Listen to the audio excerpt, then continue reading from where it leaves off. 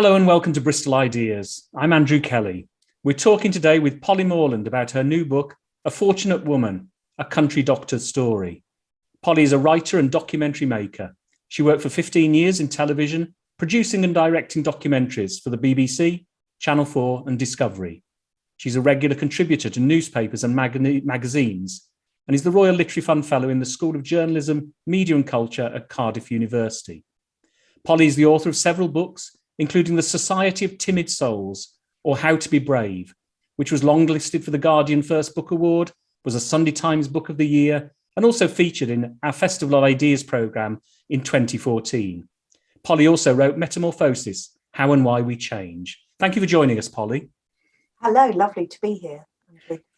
This remarkable story and remarkable book started with you finding an older, dusty book behind a bookshelf, didn't it?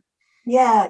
I mean, it's extraordinary. It was an extraordinary experience. So it came in the middle of a very sad time for me. My beloved mother was very close to the end of her life and was very ill and had been very ill with Alzheimer's and had caught COVID and gone into hospital. She managed to more or less survive COVID. So this was in the late spring of the pandemic.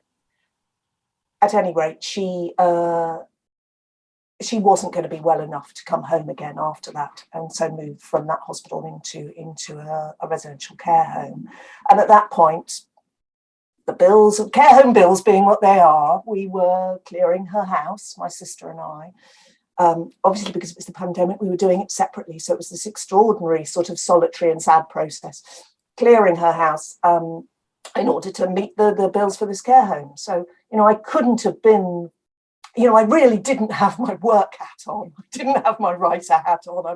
I was immersed in this very sad family experience. Now my mum was massive bookworm, absolutely adored books. She'd always been an absolutely voracious reader. We used to joke in our family that our mum would have, kept the local, pretty much single-handedly kept the local bookshop afloat. And so there were so many books to clear, so many shelves stacked two books deep. And I'd been clearing books all day, packing them up, putting them in boxes. And then I'd spotted that a book had fallen down the back of a bookshelf.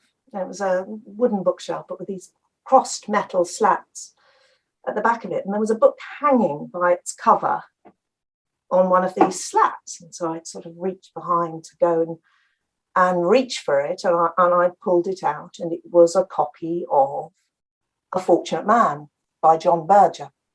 I got it here, actually. This is the copy that I found. So it was hanging by its cover on this slat.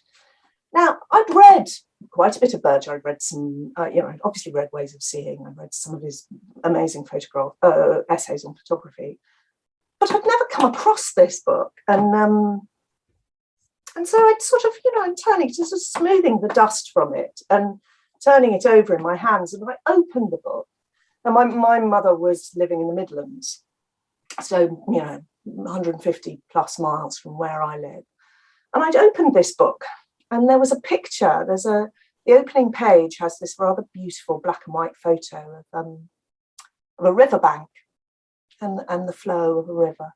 And there are two men in a fishing boat on this river, and there's this sort of thick meadow beyond and hedgerows. It's very sort of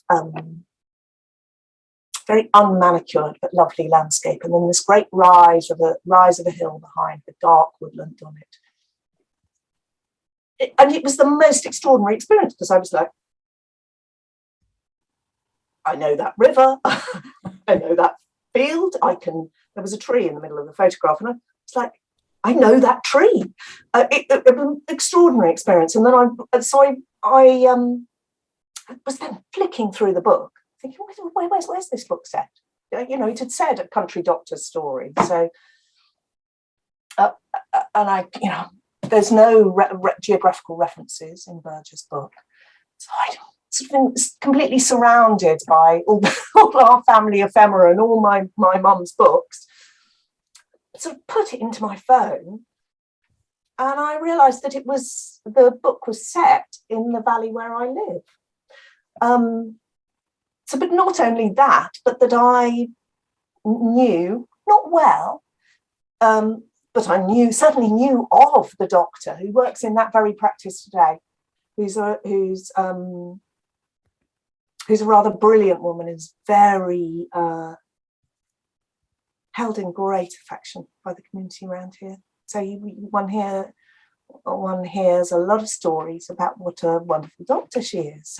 It just something then seemed to align, because my mother's experience, while she'd been looked after with kindness and professionalism, she did not have a very deep-rooted relationship with her general practitioner, and had in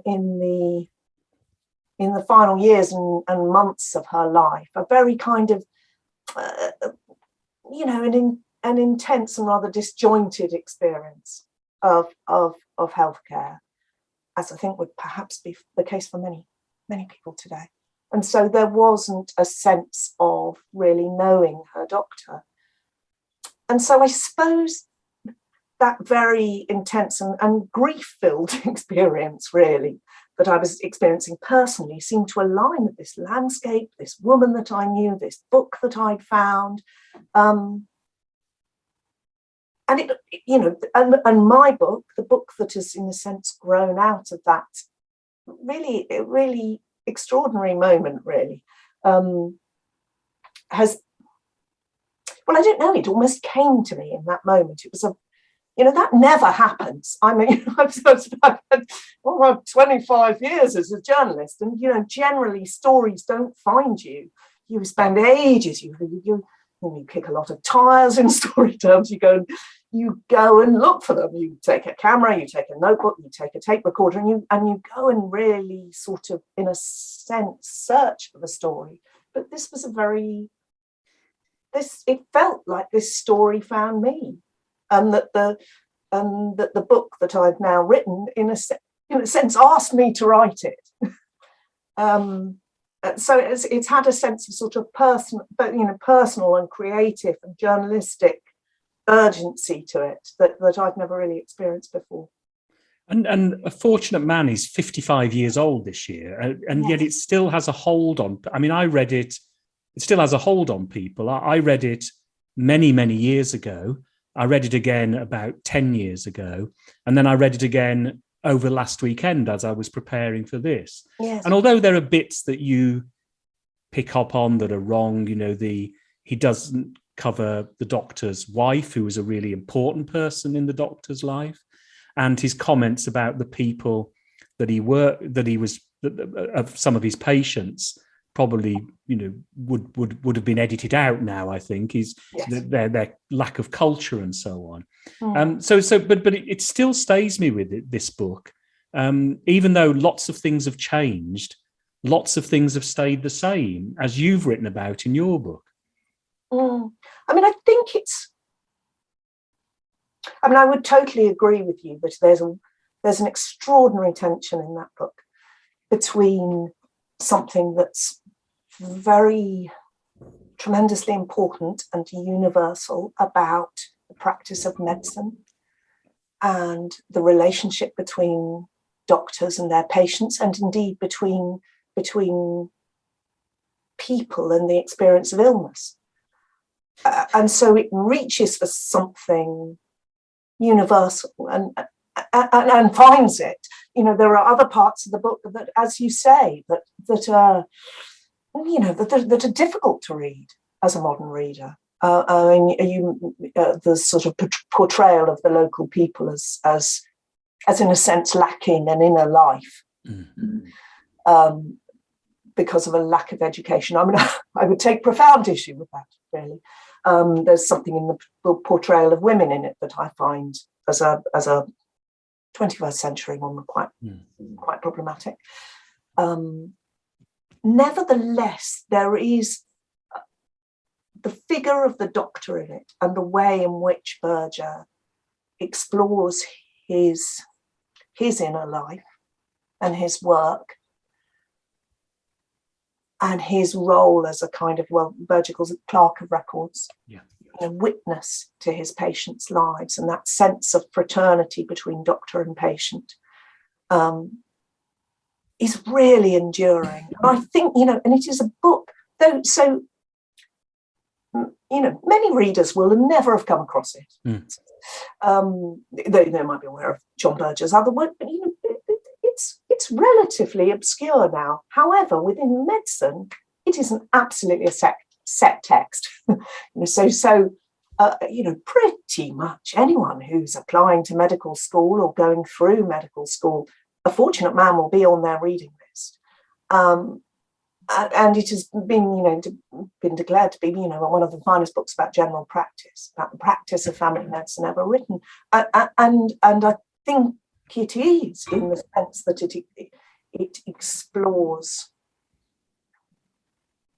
what the meaning of healing at some quite profound level, and has casts a melancholy eye to some extent about what it's possible to achieve within the bounds of medicine, and what it is not in terms of alleviating people's suffering. So it's still a book much loved by doctors, frequently read by doctors. So it has extraordinary staying power, and I'm certain it will continue to do so. However, there are so many ways in which the world has turned.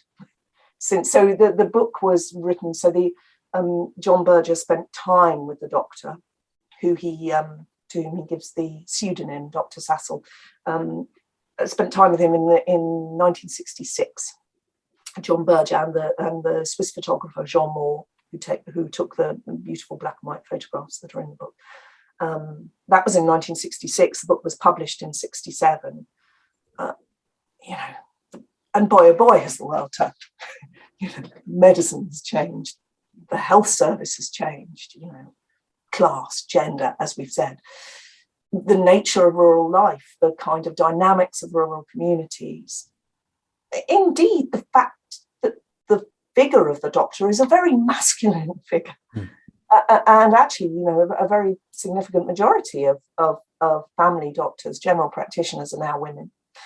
So there are many ways in which the world has changed. And I suppose it was reaching for looking at both what has changed, but also what has remained, that some of those universal truths about the nature of illness and the nature of practicing medicine in a small community that I wanted to sort of look at with a fresh gaze, to borrow a phrase from Berger.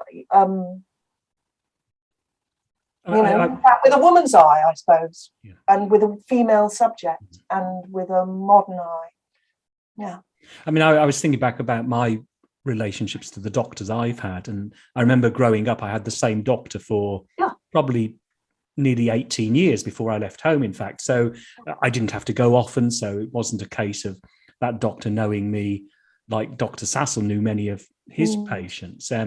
But since then, I've had many doctors, and my current surgery, I don't see the same doctor twice. I mean, but that's a common issue, I think, for people. But one of the significant changes that I've noticed, and you refer to in the book, is the way that women are now, make up many general practices, certainly my own practice, and that gives us the chance to move on to the doctor you covered in this book, who herself had a relationship with a fortunate man when she was from a teenage years. Yeah. Oh, well, so I a couple of minutes ago I was telling you about this extraordinary sort of uncanny coincidence that I'd experienced when I found the book in my mum's house. I mean, it's perhaps I should say what I did next. So I found the book. I emailed the doctor, saying, I don't know whether you've ever come across this book, Fortunate Man. I don't know whether you've ever come across it, but it was about a doctor working in your practice and in this valley. Have you ever come across it? And could we perhaps have a chat? She emailed me back within the hour, I was literally, it was like 46 minutes, right back at me saying, yes, I've read that book. That the book had a huge influence on my pathway as a doctor, my career pathway. And absolutely, let's meet. And so we've met and talked, and the book has grown out of that process. But she had not grown up round here, not grown up in the community that she now serves. She grown up a few counties away, had as a teenager been thinking about medicine, and she was thinking to apply to medical school, had gone and done some work experience with the GP in the local market town where she lived. And he'd said, oh, if you're applying to medical, there's a book you should read. A bit old-fashioned, but it's a really good book. And he'd unloaded his shelves to try and find it. He couldn't find his copy, and she'd ordered it up from the library in town, and it had arrived. This old much loved library book, and she devoured it as a teenager. And she's very interesting about how she had read it as a teenager initially, in that she'd sort of seen him as a kind of dynamic man of action, almost like they were adventure stories in a sense, because A Fortunate Man starts with a couple of accounts of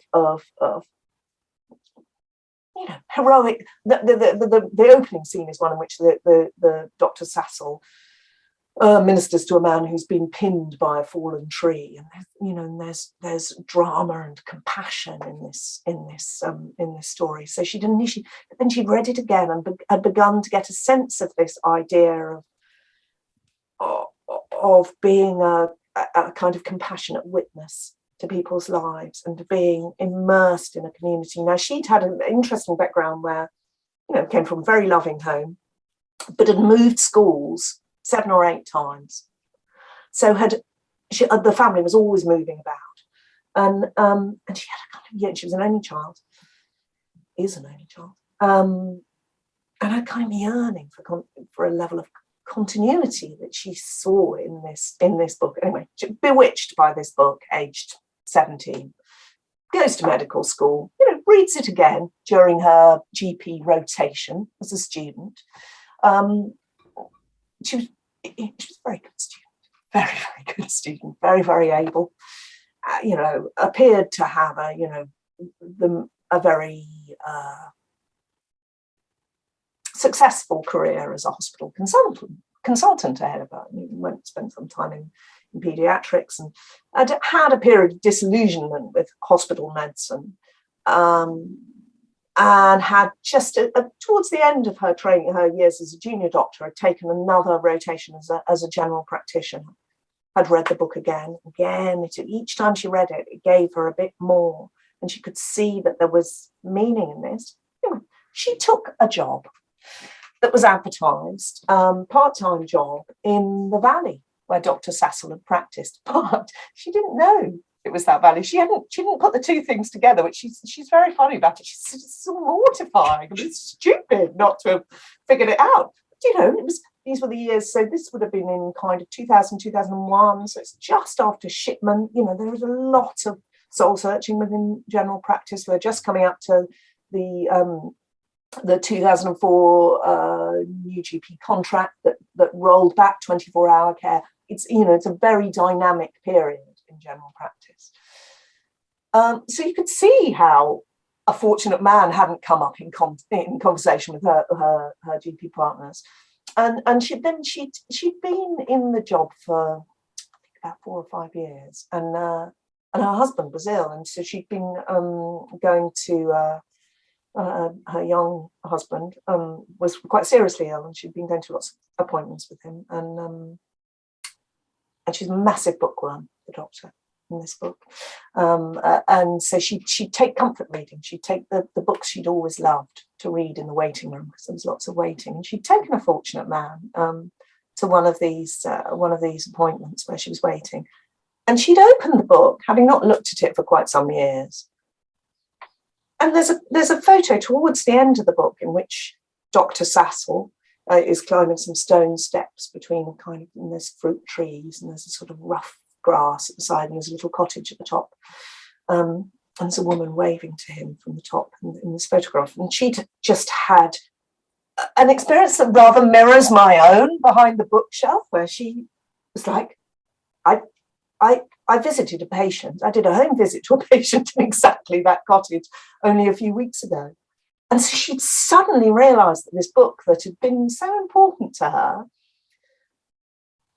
in a sense of growing into her vocation as a family doctor, was about the very practice in which she lived and worked. And she'd then spoken to the older partner at the practice the following day, and he'd said, yes, yeah, that little building up on it's a private house now, that little building up on the corner, the top of the hill, top of the lane, that used to be Dr. John, as everyone called him, Dr. John's surgery, in that house with the big chimneys on the opposite side of the valley to your cottage. That was his home. And so the whole thing had sort of fallen together for her. And I think that was the point at which she thought, right, this is where I'm going to stay. This is where I want to lead my professional life. And maybe there's not an opportunity, because that sounds sort of kind of cold and steely. I don't think it was in a cold and steely way, but a sense that there's a possibility to carry something on here in this community that I'm growing to love. And that would have been, and it was from that point that she then took a full-time partnership in the practice, and has been there ever since. So she's been there, 23 years now. And she keeps the book on the shelf, doesn't she? She has. Her old copy. So there was the one she'd taken out of the library, but she loved it so much she'd gone and gotten a second-hand one from a bookshop. So yes, that's up there between the National Formulary for Children and hips and joints, and another medical book, textbooks, if you like, reference books. But yes, it sits there on the shelf in her surgery. I mean, there are many reasons why she's described as a fortunate woman in the book. She lives in a lovely part of the world. She does a job she loves, stimulates her intellect. She is only a couple of miles from home to where her family live. But one of the key things which came for me was about how she is rooted in a place, and she is important to that place, and she's important to the people that live in that place. But it was that element of rootedness that really struck home for me, I thought. And it's a sense in which her relationship with her patients, and also the community within which the patients live. So not just not just the relationship as it plays out in the consultation room, but the world they live in is shared. It's shared, and she's part of that community. She's not shipping in and supplying a service to that community and then going away again. She's one of them. She's part of it, and though that would not be every doctor's choice, I think many doctors are unnerved by that level of proximity, and would say, makes it very difficult. Boundaries. And there are all power to them, in a sense. That's very much an individual choice. But I think for her, it means that her work and her life and the place she lives and the community are intertwined, they are inseparable. And I think it gives something to her practice, and I think it gives something to the community. And so there was something in the telling the stories in this book. I've tried really hard to talk around. So one reads a lot of medical books where, you will particularly end up with a kind of focus on a particular pathology, and perhaps a moment of high drama in surgery. But what I wanted to show was the life that sits around, the life that sits around our encounters with the the medical profession and with ill health, you know, and it's the thing we want to keep. It's the reason we want to be healthy, is for that life. And it seemed to me that clearly that is part of her story, but it's something I wanted to translate to the page, how a sense of the context, the life that's worth living, that's worth not being ill for, you know, the I suppose keying into an idea that I have, you know, thoroughly absorbed from John Berger, which is one about the whole person, not the, you know, I don't know, dodgy valve in your heart or the lump in the breast or the, you know, it's about the whole person and the place in which they live and the life they live there. I mean, I should have known this actually if I'd have thought it through, but you talk about over 20 years, this doctor has had 130,000 encounters, which is a remarkable figure in itself. And at one point, you also talk about her oldest patient was born just after the First World War, and her youngest patient is likely to be alive in the 22nd century. That kind of continuity, that kind of looking back and looking forward, is remarkable, really, I think. And only someone who's been in that place, rooted in that place, can actually, I think, operate best in that context. But I mean, it's also, I mean, there will be family doctors all over the land who will have exactly that experience. I mean, it's particularly this branch of medicine, general practice, gives this extraordinary span of life. But I suppose in this particular context, it's then set in this place, and you know, it's both rather grand and also incredibly intimate and sort of miniature, in a way that is, well, I think it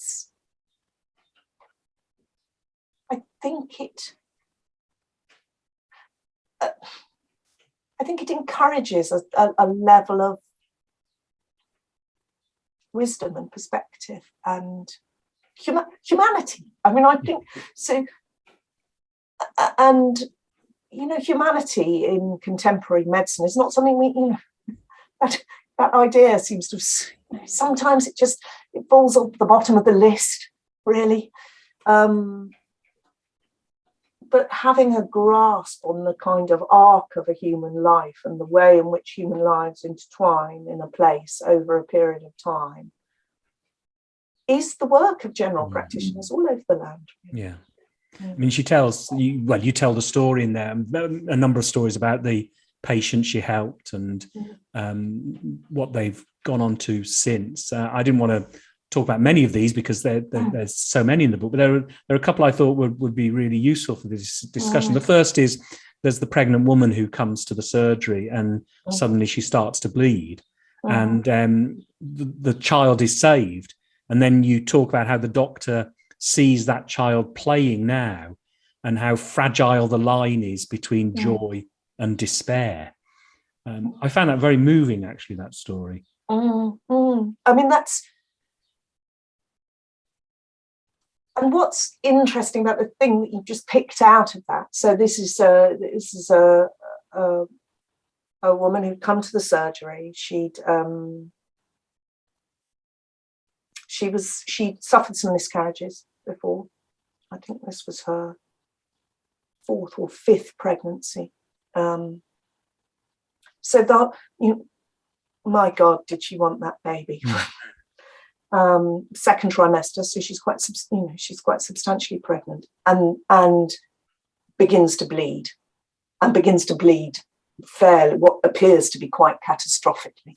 So the story as it plays out in the book is in part about the doctor thinking, is the mother going to die? I mean, is the baby going to die? You know, waiting for an ambulance in a rural practice, you know, and ambulances don't get here quickly, and how to keep the woman calm whilst thinking, you know, I can't see how this situation is soluble for the baby, but the woman's life is in the balance.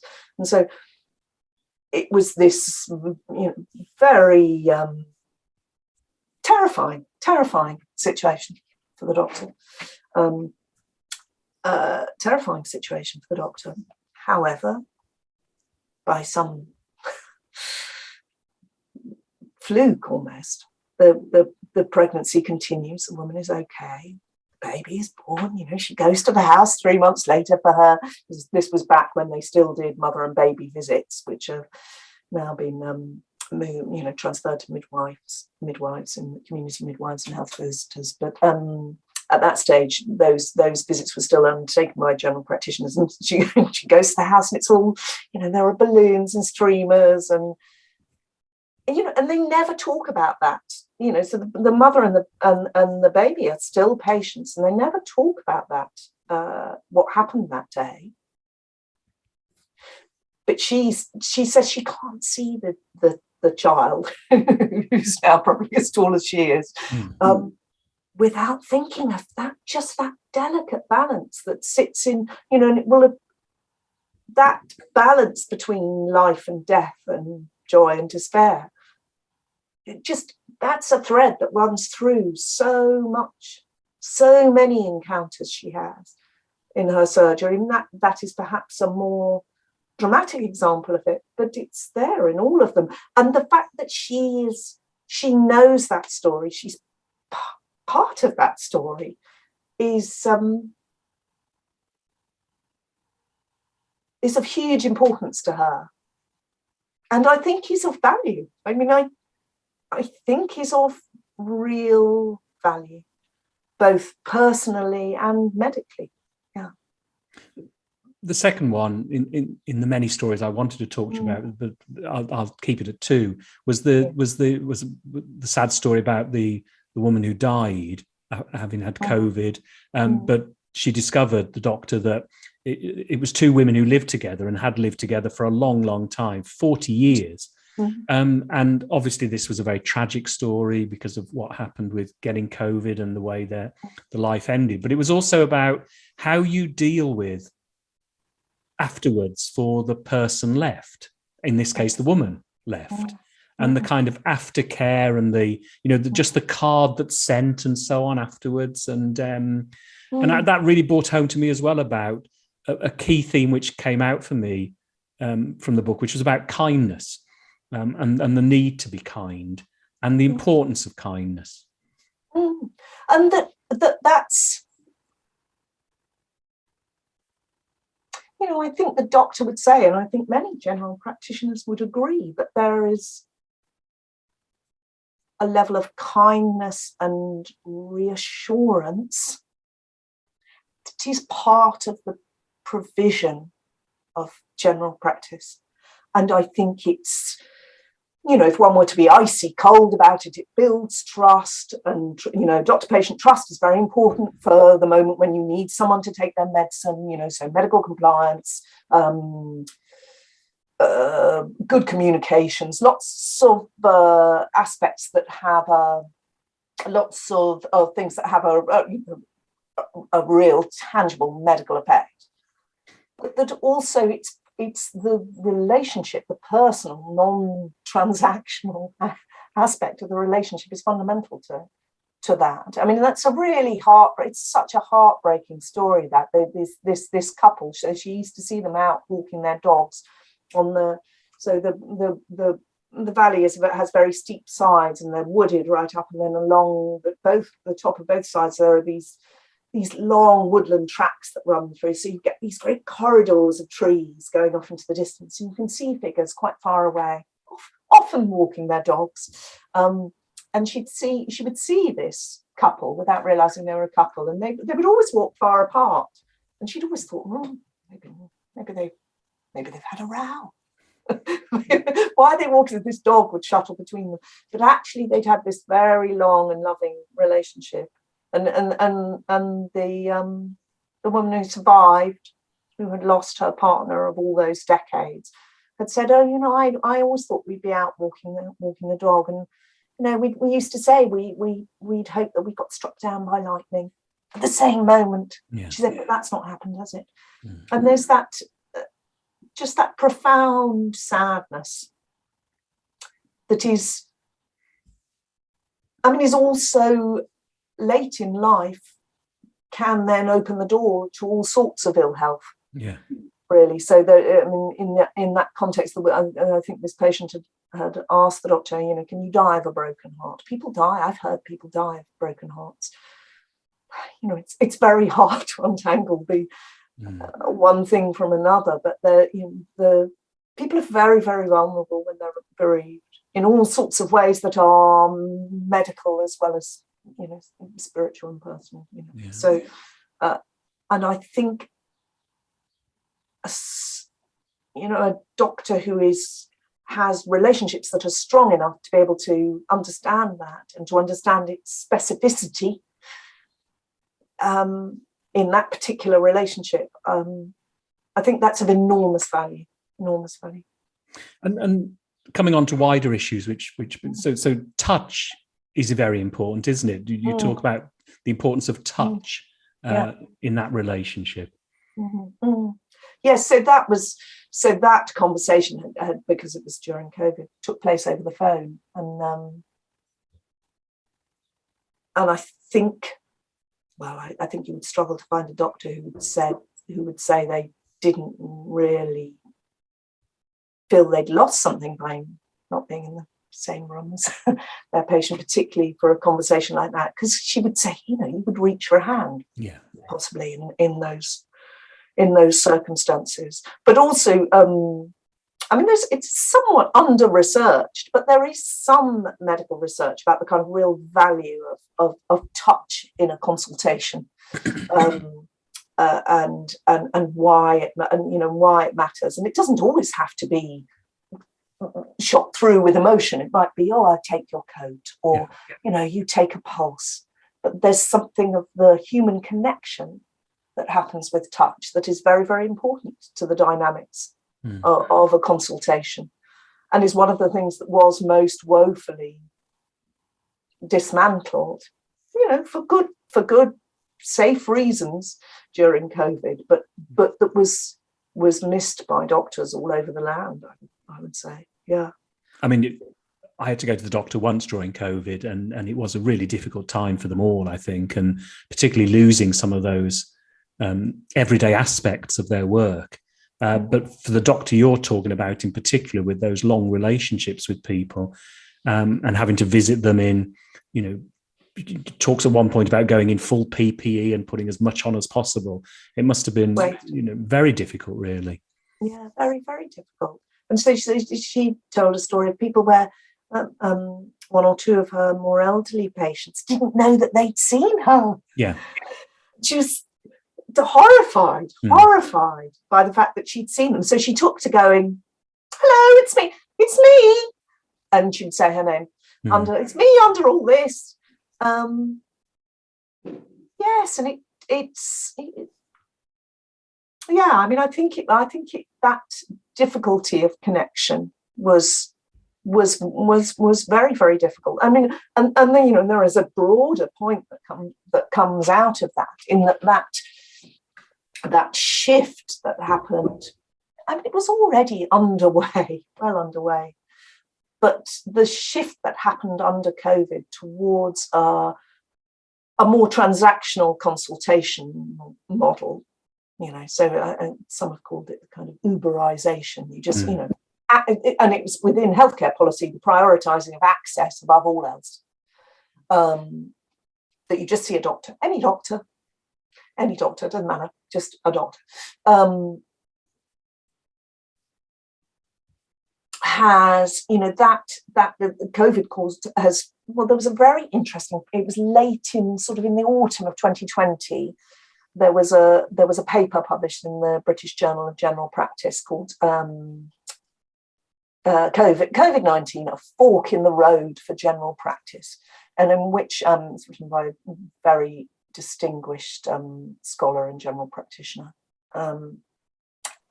and his research team, and it was looking at the the fork in the road that he describes is between personal and impersonal practice. And essentially, he's like, we are at the moment as a profession where we have to choose. We have to choose which one, what's important here. And if we think the personal is important, we're going to have to fight for it. I'm wildly paraphrasing that.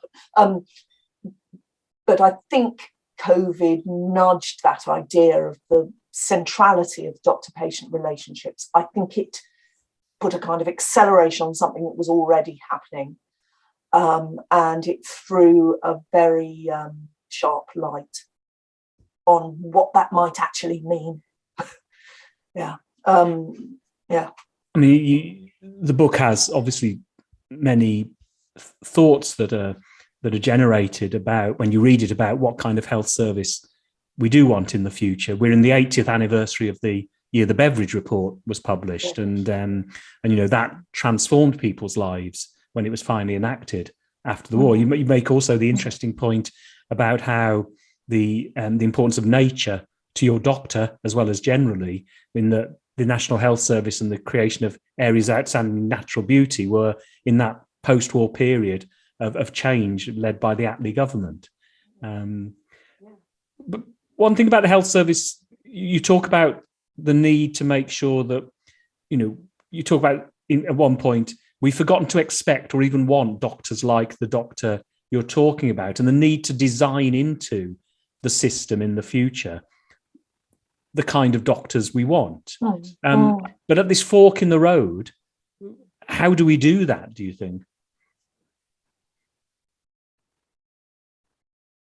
Difficult. Yeah. I think so. I think healthcare policy, and this is the rise of evidence-based medicine, which is broadly speaking a good thing. So this is looking really at having a kind of unified, standardized scientific basis for, why such and such a medication is prescribed in such and such a condition, its efficacy, so on. So it's having something that is somewhat more, some more standardized guidelines that come from NICE, National Institute for Clinical Excellence.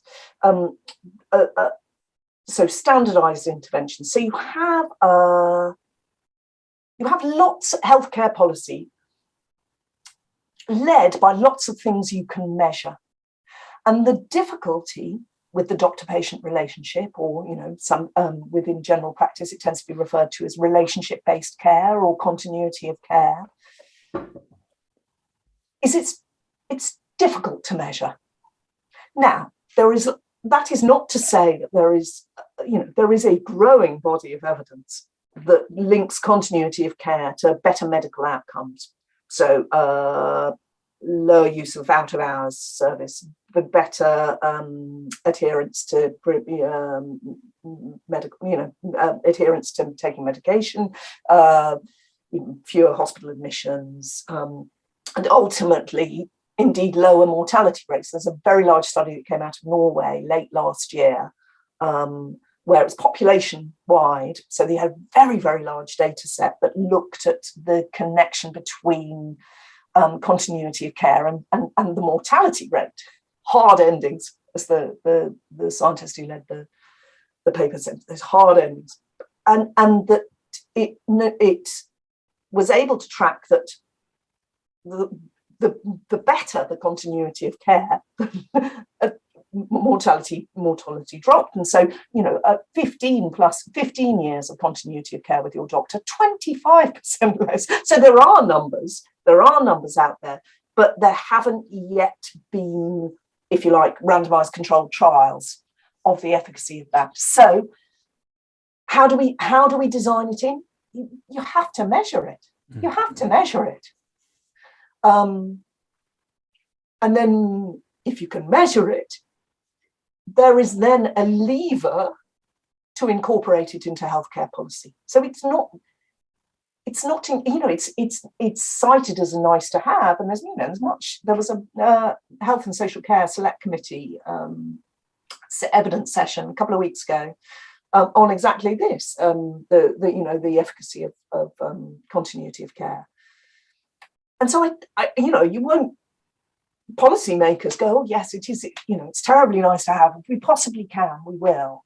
But really, if it were a medication, this is the chair of the RCGP, the Royal College of General Practitioners, and said, if a relationship-based care was a drug, NICE would mandate its use. I mean, it works. So it's fine. So I think it's twofold. But I think what the danger is that you look at a doctor like the doctor in my book, and you think, oh, it's just in a sense, it's a lovely fairy tale. She's she's leading this old-fashioned life in this, pretty valley with lovely trees and, old-fashioned rural sort. She's not.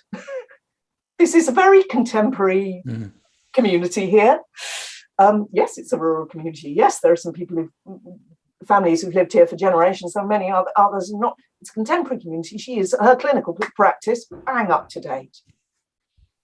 But she has the nature of the community here, and the fact that she works in a small practice, she has essentially a personal list, because that would be that is what is discussed by policymakers, is do doctors have personal lists, rather than what you described a little earlier in our conversation about, see a different doctor every time, is can you prioritize the importance? Can you recognize the value of personal lists?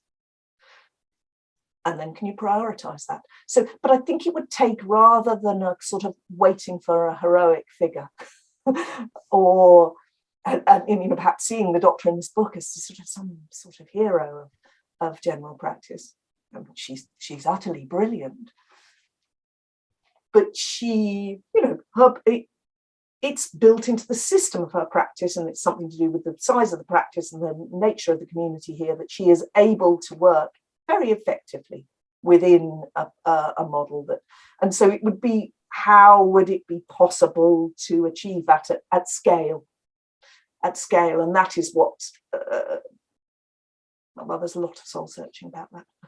Yeah, and healthcare policy, but without prioritizing it, without saying it's important, it simply will cease to be. Yeah.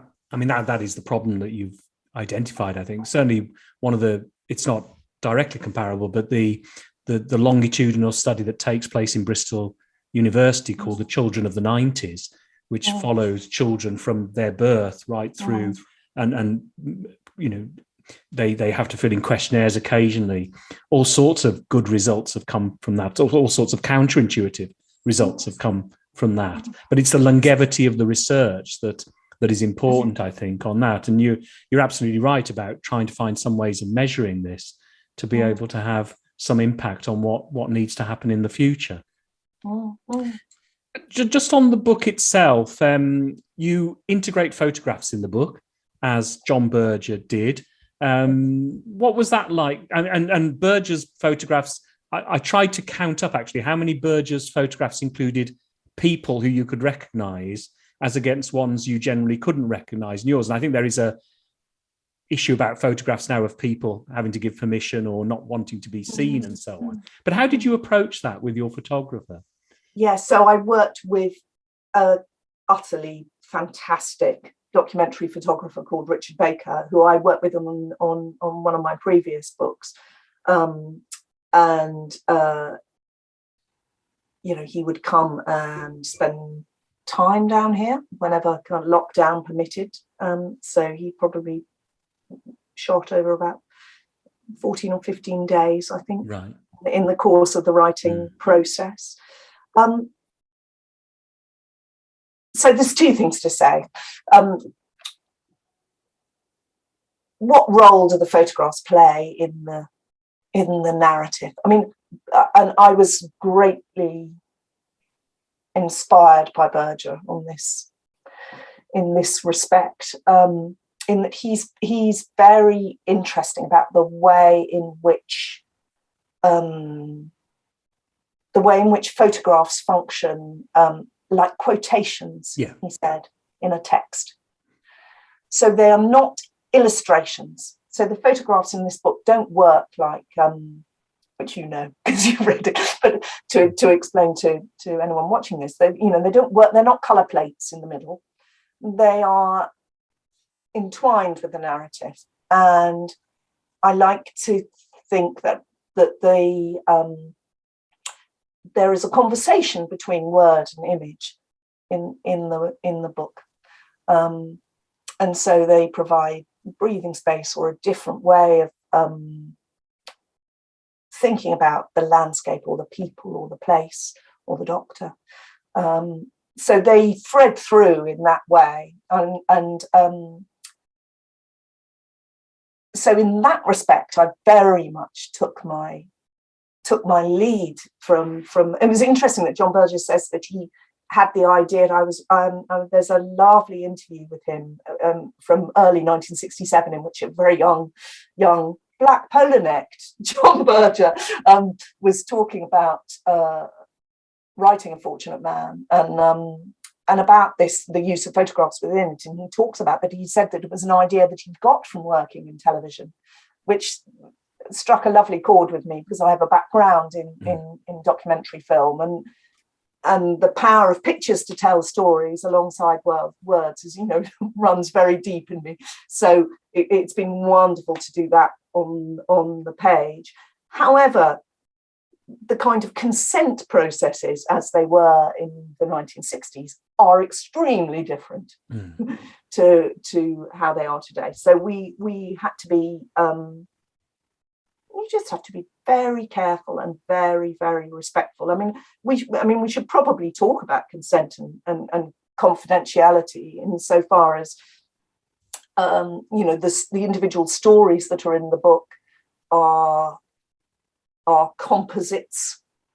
They're composite narratives, kind of built around medical scenarios and then brought different threads pulled together, but are not identifiable single cases, because the doctor would be in breach of patient confidentiality if she were to talk about specific patients to me, which made our very long rambling conversations on endless long walks together, which I was recorded, but hours and hours and hours and hours and hours of conversation.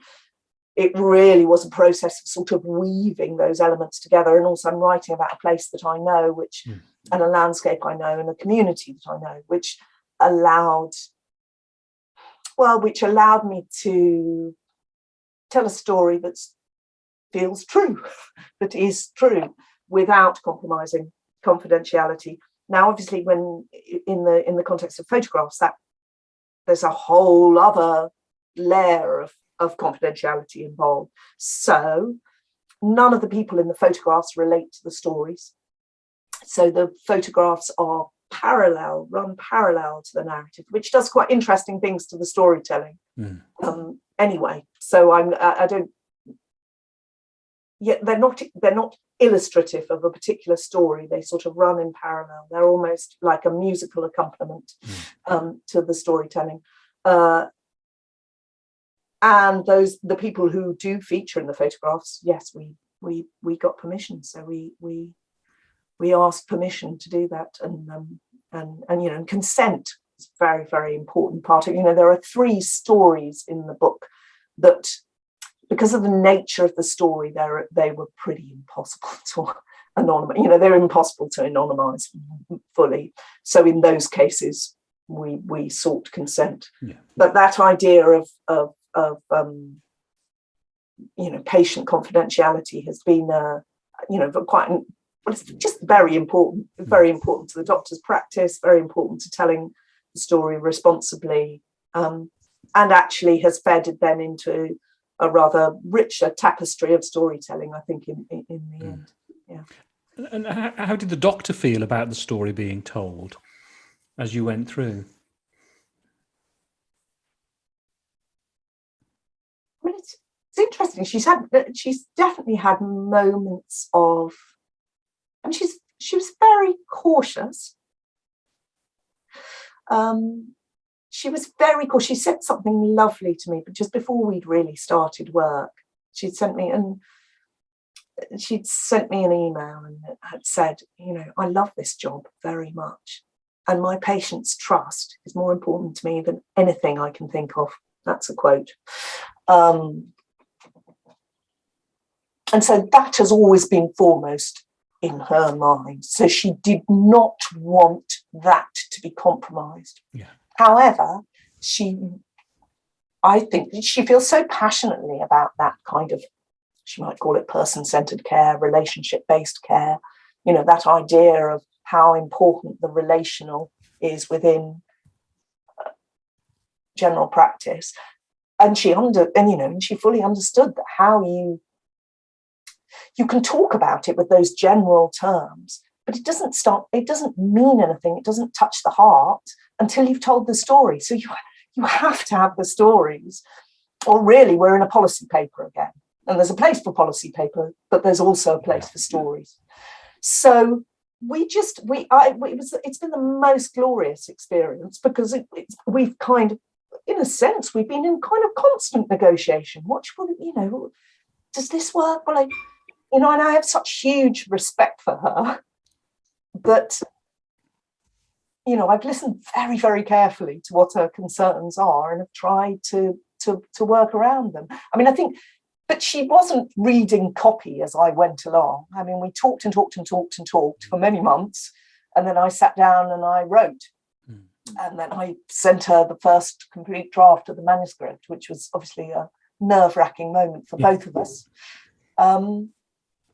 But I think she loves it. I think she feels, it is a love letter to her practice, and it's a love letter to the place that she lives and the community she lives and works in, and that I also live and work in. And yes, I think and most importantly, perhaps for her, it communicates the kind of work she's doing and why it's so important in a broader context, because it's not just one story. It tells a bigger story about what it is to be a family doctor, and I think she thinks that story is important. So so far so good. There's one final story, actually. I just wanted to just it's not a question really. It was just it's a walk she's taking on Christmas Day with her dog, and she meets another dog walker, and the other dog walker says, "I won't bother you because it's Christmas Day," but they inevitably end up chatting. And the woman says, "You remind me of Dr. John. We're lucky to have had two doctors in our lifetimes who love their patients. Someone wrote a book about him. Did you know that?" And then I thought that was you summed up there, not just the importance of that book for those people, but also the fact that those two doctors loved their patients, and that was appreciated throughout that woman's lifetime. And I think that's rather extraordinary to have had two doctors. I mean, they're very different figures, the doctor in my book and Dr. Sassel in Berger's book. They're very different as human beings. The way in which they're practicing is very different. But I think that dedication to their patients is something they have in common. And it's interesting. I mean, arguably, Dr. Sassel's dedication to his patients was almost a kind of, almost like a kind of Faustian pact. Berger writes about this, where it's almost too heavy a burden to carry. So profound is his devotion to his patients. And I think the doctor in my book, possibly is,